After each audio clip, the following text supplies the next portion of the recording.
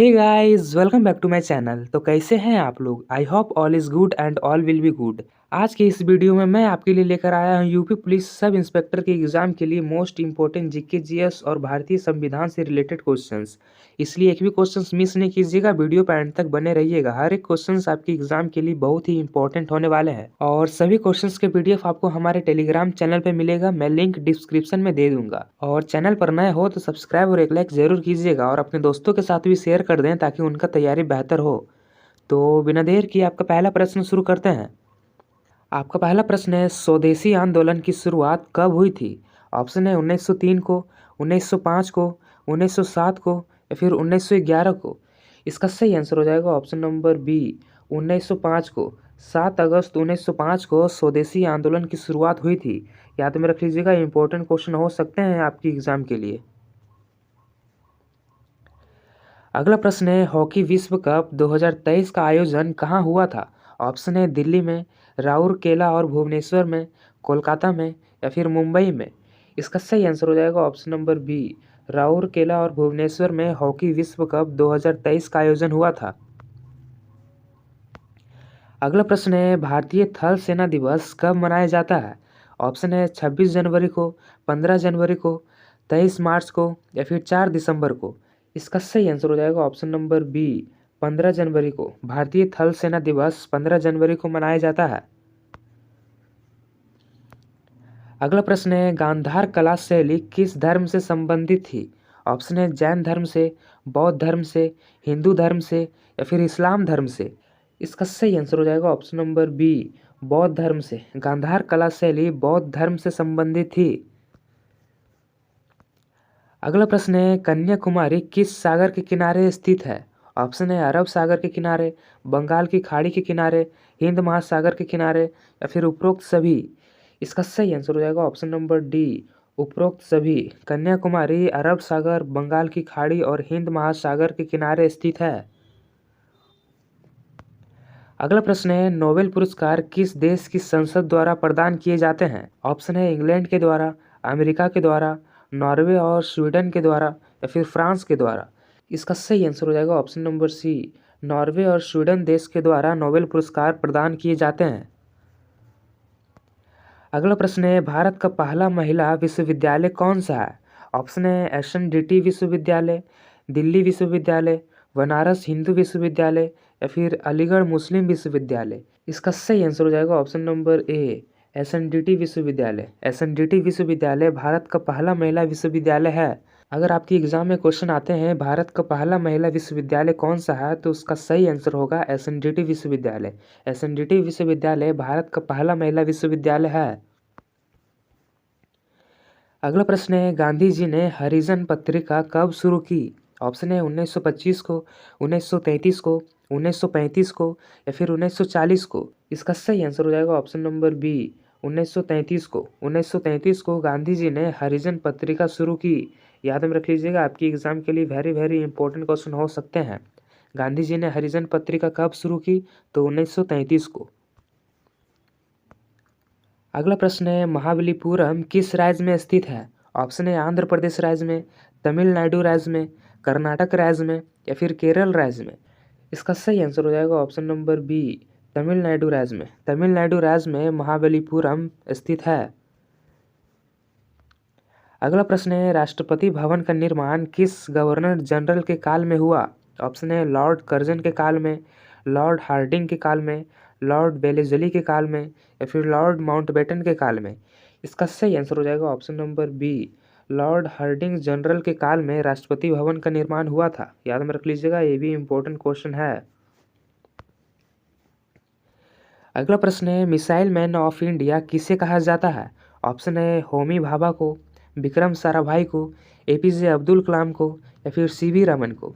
इसका सही आंसर हो जाएगा option number C, APJ Abdul Kalam को। डॉक्टर एपीजे अब्दुल कलाम को मिसाइल मैन ऑफ इंडिया कहा जाता है। अगला प्रश्न है, नंद वंश के अंतिम शासक कौन थे? इसका सही आंसर हो जाएगा option number A, Dhananand. Dhananand Nanda वंश के अंतिम शासक थे।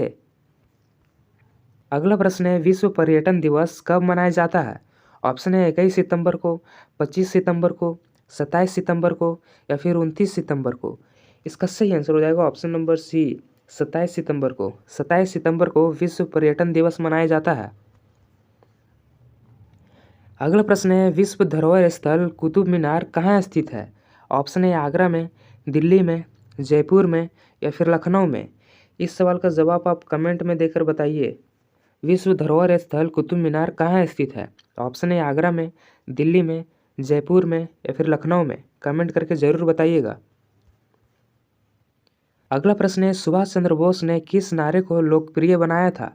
ऑप्शन है जय जवान जय किसान के नारे को, करो या मरो के नारे को, जय हिंद के नारे को या फिर वंदे मातरम के नारे को?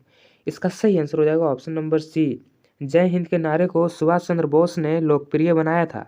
याद में रख लीजिएगा, ये भी इम्पोर्टेंट क्वेश्चन हो सकते हैं। जय हिंद नारे को सुभाष चंद्र बोस ने लोकप्रिय बनाया था।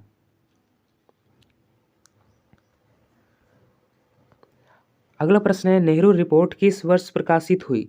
ऑप्शन है 1926 को, 1928 को, 1930 को या फिर 1931 को?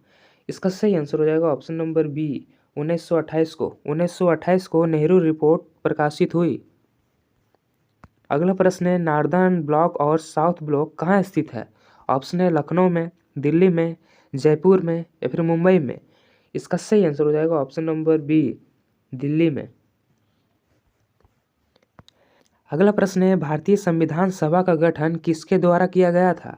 ऑप्शन है भारतीय राष्ट्रीय कांग्रेस के द्वारा, कैबिनेट मिशन योजना के द्वारा, माउंटबेटन योजना के द्वारा या फिर क्रिप्स मिशन के द्वारा? इसका सही आंसर हो जाएगा option number B Cabinet Mission योजना के द्वारा। ब्रिटिश सरकार ने कैबिनेट मिशन योजना के द्वारा भारतीय संविधान सभा का गठन किया था। याद में रख लीजिएगा, इंपॉर्टेंट क्वेश्चन हो सकते हैं आपके एग्जाम के लिए। अगला प्रश्न है, संविधान सभा में कुल कितने सदस्य थे? ऑप्शन है 299, 389, 350 या फिर 280? इसका सही आंसर हो जाएगा ऑप्शन नंबर बी 389। संविधान सभा में कुल 389 सदस्य थे। अगला प्रश्न है, संविधान के किस अनुच्छेद में संवैधानिक उपचार का अधिकार है? ऑप्शन है अनुच्छेद 19 में, अनुच्छेद 21 में, अनुच्छेद 32 में या फिर अनुच्छेद 14 में?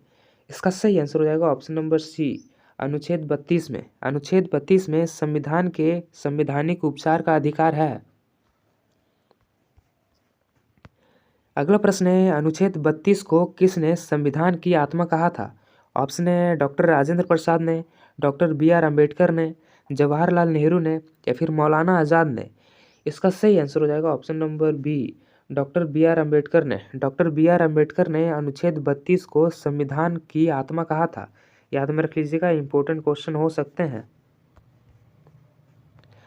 अगला प्रश्न है, संविधान के किस अनुच्छेद में राज्यपाल का पद है? ऑप्शन है अनुच्छेद 152 में, अनुच्छेद 153 में, अनुच्छेद 154 में या फिर अनुच्छेद 155 में? इसका सही आंसर हो जाएगा ऑप्शन नंबर बी अनुच्छेद 153 में। अनुच्छेद 153 में संविधान के राज्यपाल का पद है। अगला प्रश्न है, राष्ट्रपति के महाभियोग की प्रक्रिया किस अनुच्छेद में है? ऑप्शन है अनुच्छेद 61 में, अनुच्छेद 62 में, अनुच्छेद 63 में या फिर अनुच्छेद 64 में? इसका सही आंसर हो जाएगा ऑप्शन नंबर ए अनुच्छेद 61 में। राष्ट्रपति के महाभियोग की प्रक्रिया अनुच्छेद 61 में है। अगला प्रश्न है, संसद के संयुक्त सत्र की अध्यक्षता कौन करता है? इसका सही आंसर हो जाएगा ऑप्शन नंबर बी लोकसभा अध्यक्ष। अगला प्रश्न है, संविधान के किस अनुच्छेद में उच्चतम न्यायालय का प्रावधान है? ऑप्शन है अनुच्छेद 121 में, अनुच्छेद 124 में, अनुच्छेद 125 में या फिर अनुच्छेद 126 में? इसका सही आंसर हो जाएगा ऑप्शन नंबर बी अनुच्छेद 124 में। अनुच्छेद 124 में संविधान के उच्चतम न्याय का प्रावधान है। याद में रख लीजिएगा, आपके एग्जाम में पूछे जा सकते हैं। तो आज के लिए बस इतना ही। मिलते हैं किसी नेक्स्ट वीडियो में इंपॉर्टेंट क्वेश्चन के साथ। अगर चैनल पर नए हो तो सब्सक्राइब और एक लाइक ज़रूर कीजिएगा और अपने दोस्तों के साथ भी शेयर कर दें ताकि उनका तैयारी बेहतर हो।